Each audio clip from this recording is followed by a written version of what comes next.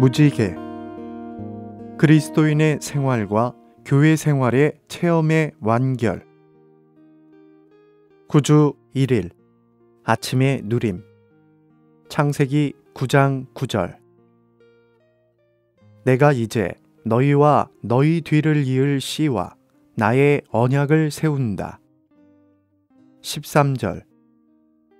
내가 구름 속에 나의 무지개를 둘 것이니 이것이 나와 땅 사이에 세우는 언약의 표시가 될 것이다. 하나님의 보좌 주위에는 무지개가 있습니다. 무지개가 성경에 처음 언급된 것은 생명과 구속의 하나님께서 그분의 언약을 세우고 지키는 분이시라는 표징으로서 언급된 것입니다. 창세기 9장에 있는 언약이 사람들이 거주하는 땅을 위해 세워졌다는 사실은 비록 하나님께서 이 땅과 함께 거기에 거주하는 사람들을 심판하실지라도 여전히 땅에 관한 그분의 언약을 기억하고 지키실 것임을 가리킵니다. 무지개는 하나님께서 땅을 위해 그분의 언약을 지키실 것임을 우리에게 선포합니다. 오늘의 읽을 말씀. 하나님은 다시는 홍수로 사람들과 땅을 멸망시키는 일이 없을 것임을 사람들에게 확신시켜 주시기 위하여 노아와 노아의 씨, 그리고 온갖 살아있는 동물과 언약을 세우셨습니다.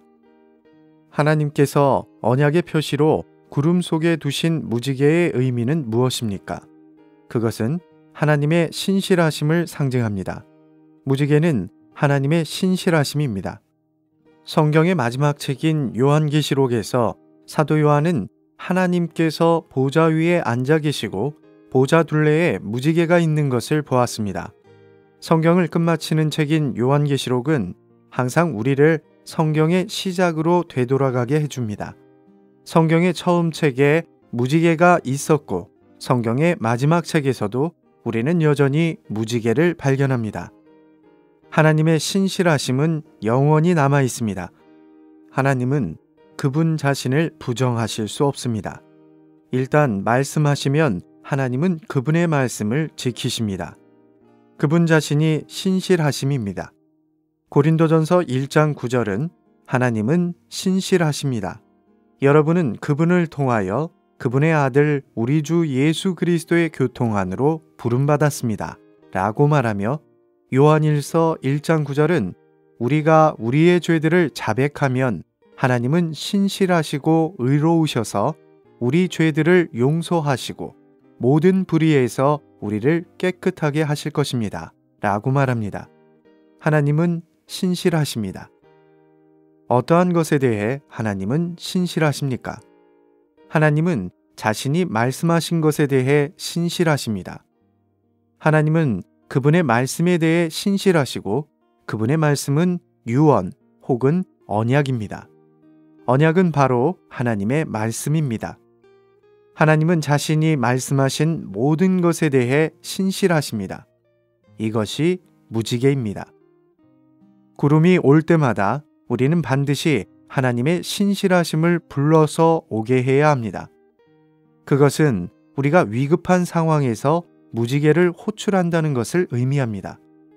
여러분은 자신이 연약하다고 느낄 때마다 하나님의 신실하심을 요청하면서 이렇게 말하십시오. 오 하나님, 당신은 신실하십니다.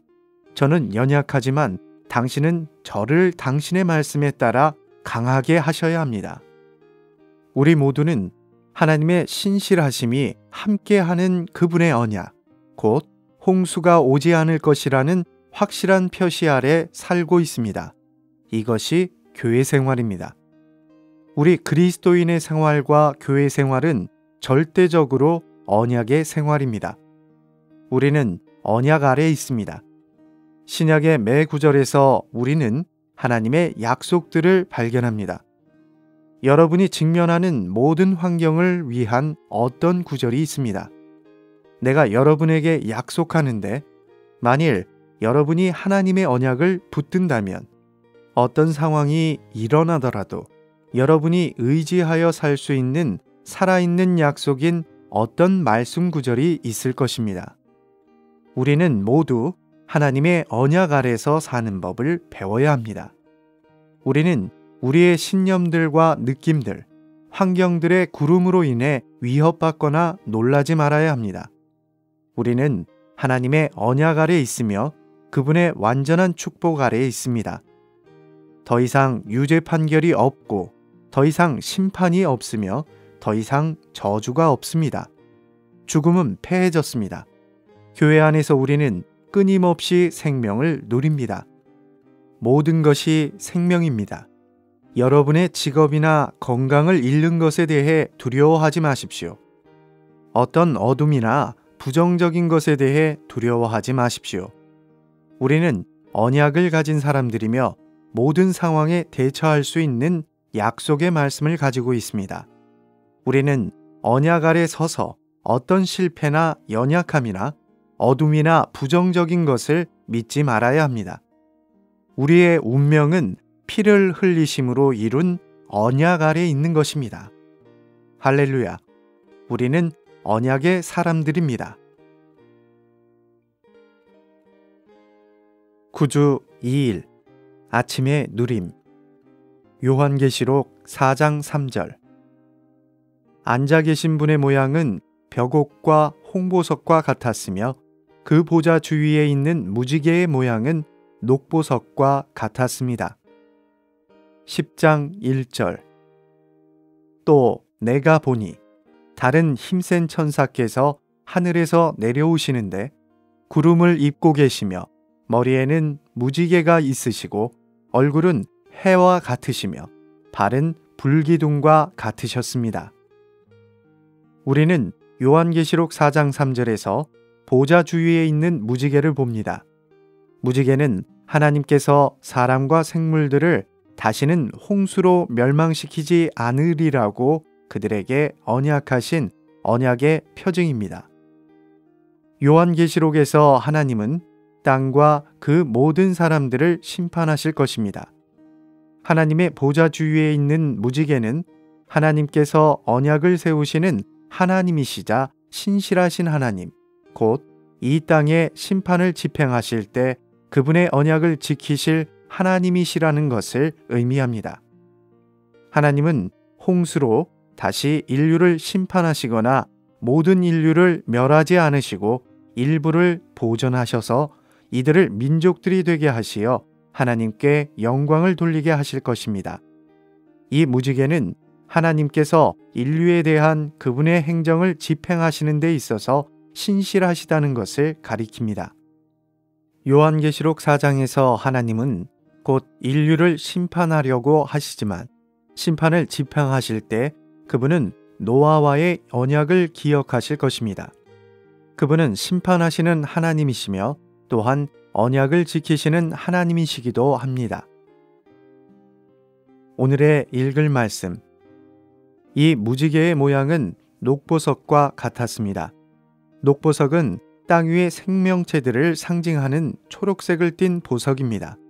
이것은 하나님께서 땅 위에 심판을 집행하시는 동안 창세기 9장 11절에서 지적하셨듯이 여전히 그분의 언약을 기억하시어 땅 위의 일부 생물들을 남겨두실 것임을 가리킵니다. 귀한 보석인 녹보석은 견고합니다. 하나님께 그분의 언약을 지키시도록 상기시켜주는 이것은 견고합니다. 보좌 둘레에는 이렇게 상기시켜주는 견고한 것이 있습니다. 요한은 하늘에 놓인 보좌를 보았을 때 보좌에 한 분께서 앉아 계셨고 앉아 계신 분의 모양은 벽옥과 홍보석과 같았음을 보았습니다.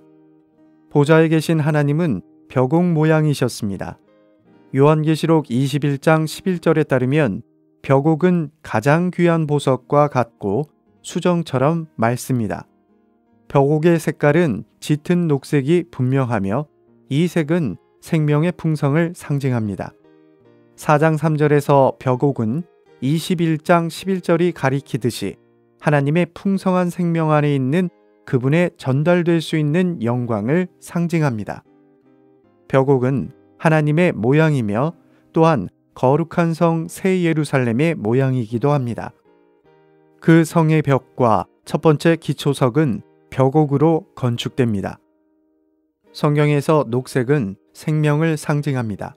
따라서 벽옥의 색깔은 보좌에 앉으신 하나님께서 바로 생명의 하나님이심을 가리킵니다. 하나님의 색은 첫째로는 녹색이며 이것은 하나님께서 생명의 근원이심을 나타냅니다. 보좌에 앉으신 하나님의 모양은 또한 홍보석 같았습니다. 홍보석은 빨간색의 지극히 귀한 보석이며 구속을 상징합니다. 오늘날 하나님은 생명의 하나님이실 뿐 아니라 구속의 하나님이십니다.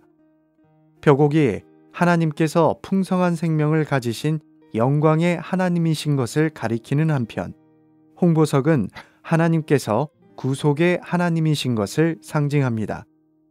하나님의 피조물 들인 우리가 타락했기 때문에 하나님께서 오셔서 그리스도의 피로 우리를 구속하셨습니다. 그러므로 하나님은 두 가지 색, 곧 생명의 색과 구속의 색을 가지셨습니다. 하나님은 생명 주시는 하나님이시자 구속하시는 하나님이십니다. 이제 요한계시록 10장 1절부터 11절까지에 대한 자세한 것들을 살펴보기로 합시다. 이 부분의 말씀에서 우리는 땅을 소유하기 위해 오시는 그리스도에 대한 분명한 이상을 보게 됩니다. 이 장에서 그리스도는 7장 2절과 8장 3절과 18장 1절에 있는 분처럼 다른 힘센 천사이십니다. 요한계시록 10장 1절은 요한이 다른 힘센 천사께서 하늘에서 내려오시는 것을 보았다고 말합니다. 그리스도는 지금 하늘에서 내려오시는 중입니다. 이 이상은 일곱째 나팔 이전에 그리스도께서 여전히 땅으로 오시는 도중에 계신다는 것을 암시합니다. 이 이상에서 그리스도는 그분의 머리 위에 무지개를 가지셨습니다. 여기서 무지개는 그리스도께서 땅을 심판하시고 땅을 소유하러 오실 때 하나님께서 땅에 관해 노아와 맺은 언약을 지키실 것임을 가리킵니다. 그것은 또한 그리스도께서 주위에 무지개가 있는 보좌에 앉으신 분에 따라 심판을 집행하실 것임을 가리킵니다. 구주 3일 아침의 누림. 에스겔 1장 4절. 내가 보니 북쪽에서부터 폭풍과 큰 구름이 오는데 그 속에서 불이 번쩍번쩍하여 빛이 그 사방에 비치며. 28절. 그 사방 광채의 모양은 비 오는 날 구름에 있는 무지개 같으니 이는 여호와의 영광의 형상의 모양이라. 구약에서 대제사장의 가슴바지 위에 있는 첫 번째 보석은 홍보석이었고 마지막 보석은 벽옥이었습니다. 이것은 하나님의 구속된 백성이 하나님의 구속에서 시작하여 하나님의 생명의 영광으로 완결된다는 것을 상징합니다. 오늘의 읽을 말씀. 하나님의 영원한 목적은 하나님 자신을 우리 안으로 우리의 생명으로 일에 넣으시어 우리가 그분을 인격으로 삼아 그분을 살고 표현하게 하는 것입니다. 이것이 하나님의 마음의 갈망이며 성경의 초점입니다.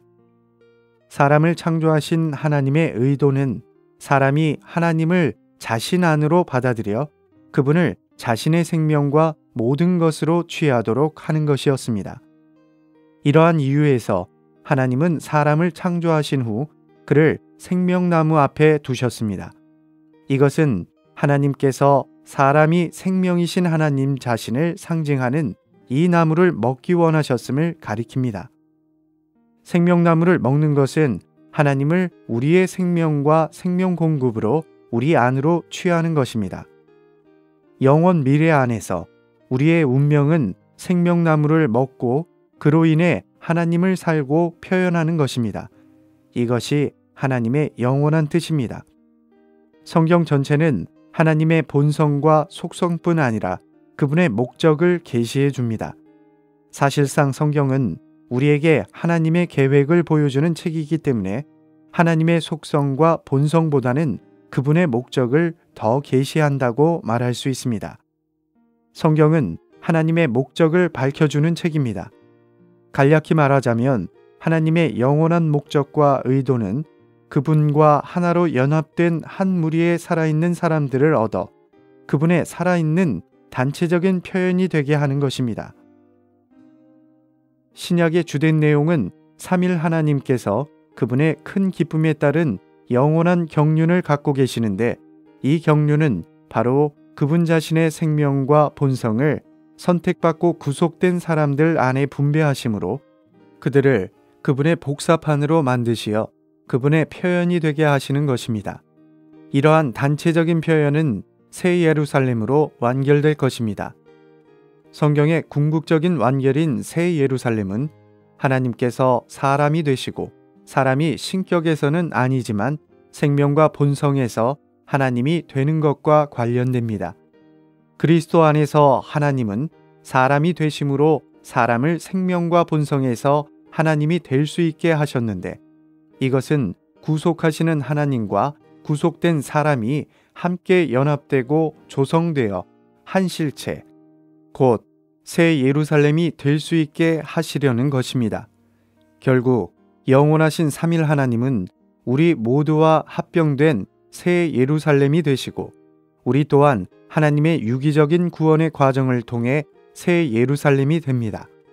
하나님의 유기적인 구원의 궁극적인 완결은 새 예루살렘입니다. 새 예루살렘은 하나님과 사람, 곧 신성과 인성이 연결되고 연합됨으로 이루어진 우주적인 합병체입니다.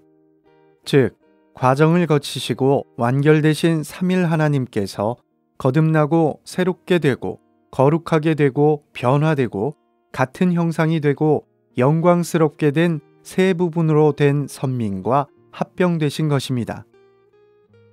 에스겔서 1장의 이상에서 영적인 영역에 있는 것들을 묘사하기 위해 천연적인 영역에 있는 것들이 사용되었습니다. 이러한 영적인 것들은 깊지만 천연적이고 물질적인 것들을 사용하여 묘사하면 이해하기가 용이합니다. 하나님의 계획에 따르면 여기서 계시된 영적인 것들은 바람으로 시작하여 무지개로 끝납니다. 보좌가 있는 맑은 하늘과 더불어 호박금의 모양을 가진 사람과 소멸하는 불을 체험한 결과 우리는 무지개 모양을 가질 것입니다. 무지개는 보좌에 앉아 계신 사람을 둘러싼 광채입니다. 이 광채는 보좌에 계신 주님을 둘러싼 광의와 영광입니다. 구주 4일 아침의 누림. 창세기 3장 24절. 이렇게 하나님은 사람을 쫓아내시고 나서 에덴 동산 동쪽에 그룹들과 사방으로 돌며 불을 뿜어내는 칼을 두시어 생명나무에 이르는 길을 지키게 하셨다. 고린도전서 1장 30절. 그러나 여러분은 하나님에게서 나서 그리스도 예수님 안에 있고 이 그리스도 예수님은 하나님에게서 나오셔서 우리에게 지혜, 곧 의와 거룩하게 함과 구속이 되셨습니다. 하나님은 노아 시대에 타락한 인류를 심판하시고 멸망시키실 때에 그분의 신실하심으로 인하여 몇 사람들을 남겨두셨습니다. 이것은 또한 오늘날 그리스도 안에 믿는 이들인 우리의 상황이기도 합니다.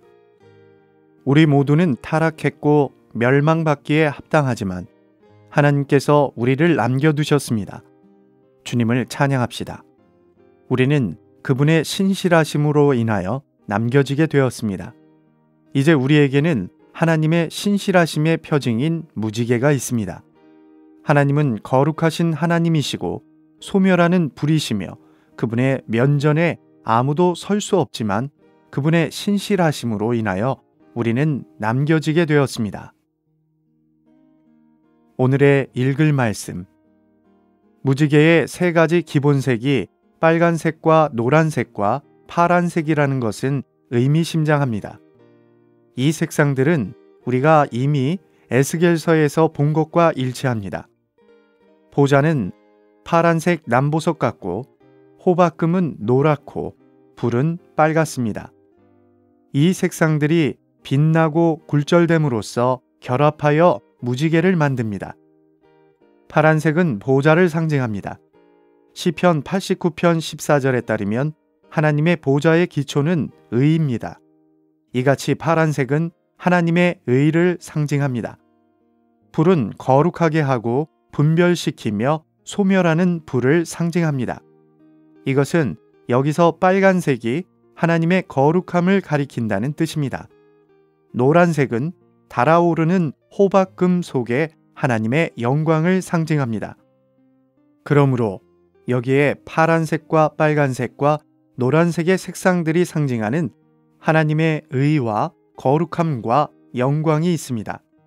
하나님의 의와 거룩함과 영광은 죄인들로 하여금 하나님께 근접할 수 없게 하는 신성한 세 가지 속성입니다.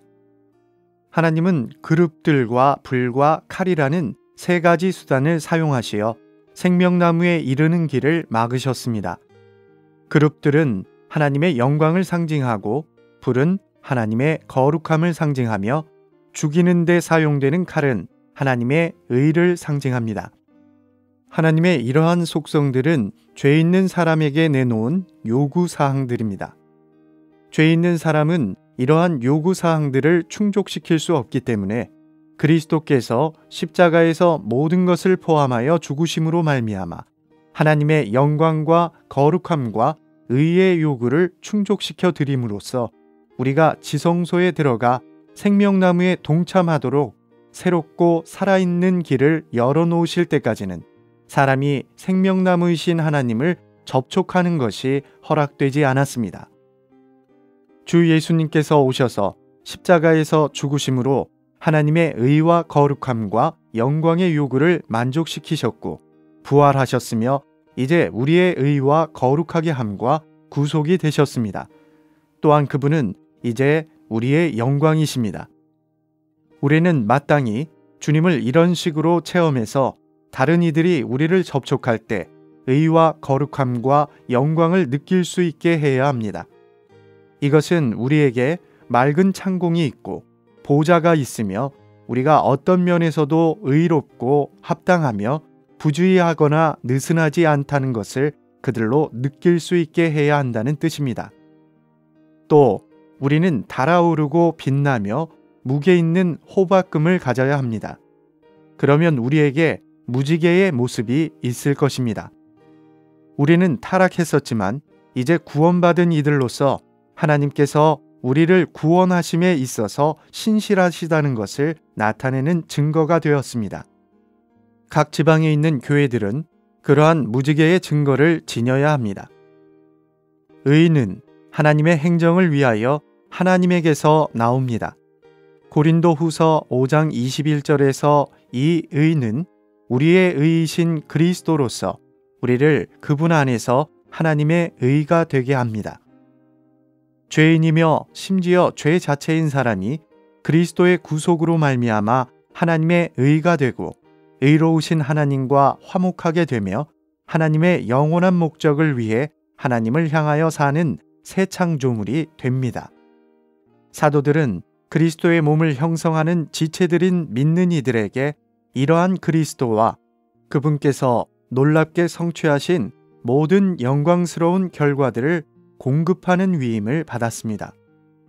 영원토록 그분께서 영광과 찬양을 받으시기를. 구주 5일 아침의 누림.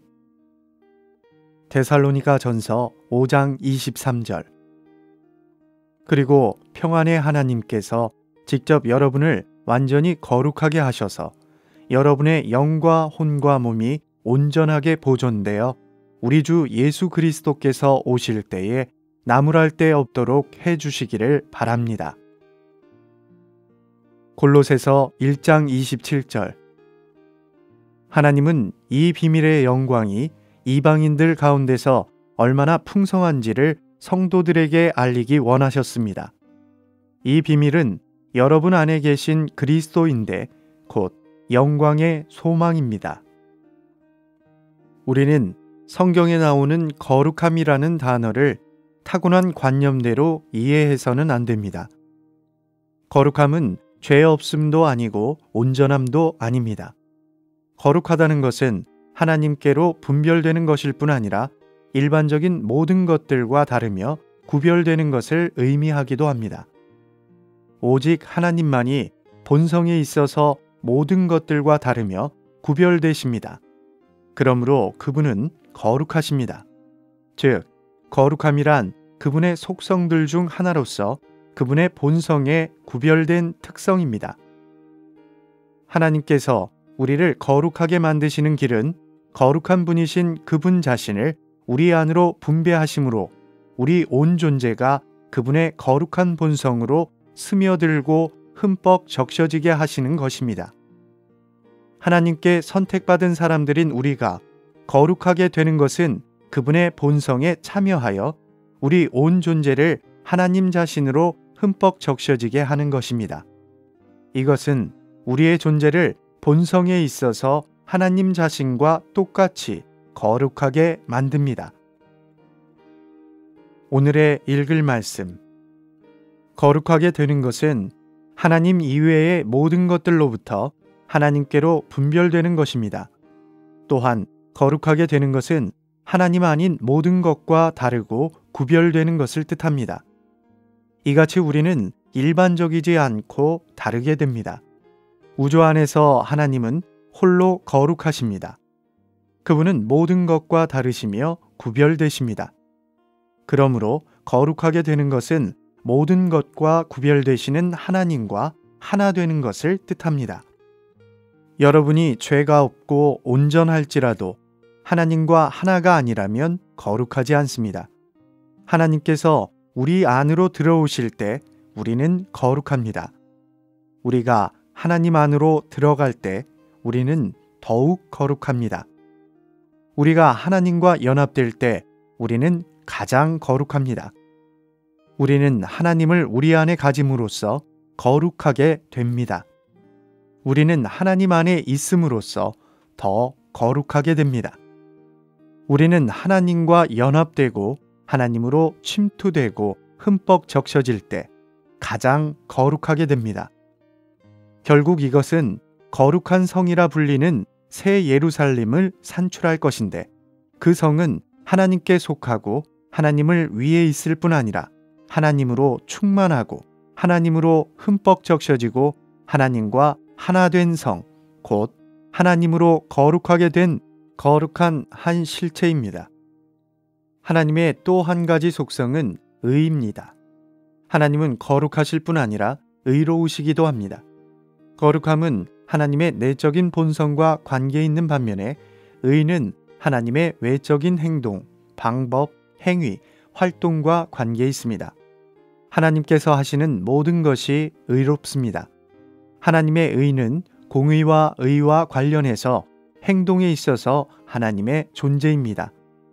하나님은 공정하시고 옳으십니다. 공의와 의에 있어서 하나님의 온 존재가 그분의 의를 구성합니다. 우리의 영 안에 거하시면서 우리의 생명과 인격이 되시는 그리스도는 영광의 소망이십니다. 그분께서 오실 때 우리는 그분 안에서 영광스럽게 될 것입니다. 이것은 내주하시는 그리스도께서 우리의 온 존재를 적시심으로 우리의 몸이 변형되어 그분의 영광의 몸과 같은 형상이 될 것을 의미합니다. 그리스도는 지금 영광이 충만한 비밀이십니다. 이 영광은 그리스도께서 돌아오셔서 그분의 성도들을 영광스럽게 하실 때 가장 충만하게 나타날 것입니다. 그러므로 그것은 소망, 곧 영광의 소망이며 그리스도 자신이 또한 이 영광의 소망이십니다. 고린도후서 3장 18절에서 형상은 부활하시고 영광스럽게 되신 그리스도의 형상입니다. 동일한 형상으로 변화되는 것은 부활하시고 영광스럽게 되신 그리스도와 같은 형상을 이루는 것입니다. 즉, 그분과 똑같이 되는 것입니다. 이것은 한 단계의 영광에서 다른 단계의 영광에 이르는 것입니다. 이것은 부활 안에 있는 생명 안에서 계속되는 과정을 나타냅니다. 우리 스스로는 하나님의 영광에 이르지 못하며 하나님의 의로운 심판 아래 있고 하나님의 거룩함에 가까이 하지 못합니다. 그러나 이제 우리는 그리스도 안에 있는 믿는 이들입니다. 그분께서 우리의 의와 거룩함과 영광이 되셨습니다. 더욱이 우리는 그리스도 안에 있기 때문에 그리스도를 우리의 의와 거룩함과 영광으로 지닙니다. 우리는 그리스도 안에 있으므로 하나님께서 보시기에 우리는 바로 의와 거룩함과 영광처럼 보입니다.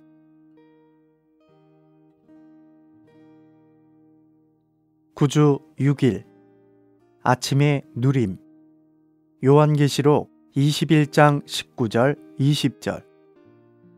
그 성의 성벽의 기초석은 각종 보석으로 단장되어 있었는데 첫째 기초석은 벽옥이요, 둘째는 남보석이요, 셋째는 옥수요, 넷째는 녹보석이요, 다섯째는 홍마노요, 여섯째는 홍보석이요, 일곱째는 황보석이요, 여덟째는 녹주석이요, 아홉째는 황옥이요, 열째는 녹옥수요, 열한째는 청옥이요, 열두째는 자수정이었습니다.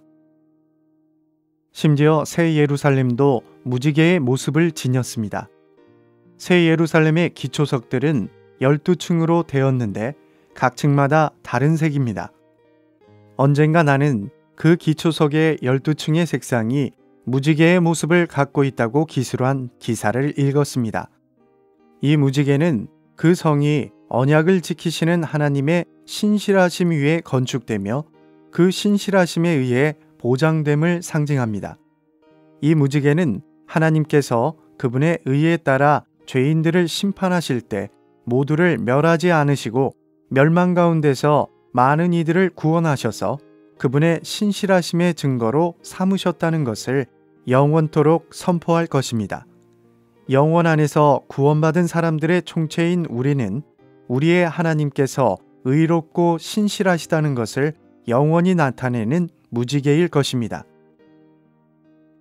오늘의 읽을 말씀. 하나님께서 남겨두신 이들인 우리는 이 거룩한 성이 될 것입니다. 하나님의 의와 거룩함과 영광으로 인해 우리는 온 우주에 하나님의 구원하시는 신실함을 선포하는 무지개의 모양을 가질 것입니다.